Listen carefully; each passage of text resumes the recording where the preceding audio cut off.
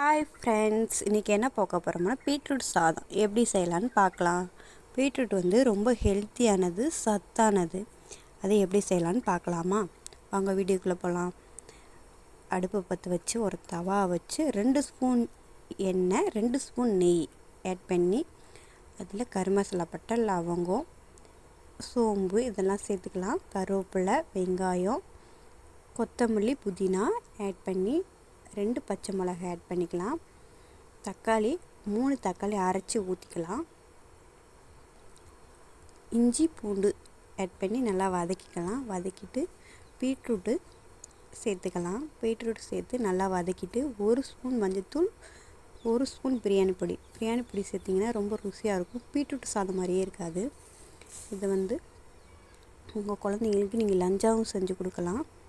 ரொம்ப டேஸ்ட்டாக இருக்கும், சுவையாக இருக்கும், ரொம்ப சத்தானது. குழந்தைங்க பீட்ரூட் சாப்பிட மாட்டாங்க. இந்த மாதிரி நம்ம செஞ்சு கொடுத்தா அவங்க சாப்பிடுவாங்க.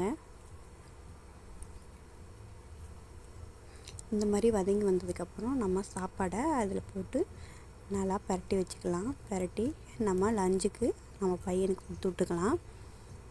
இந்த மாதிரி வந்தோன்னா அதில் கொத்தமல்லி, கருவேப்பிலை போட்டு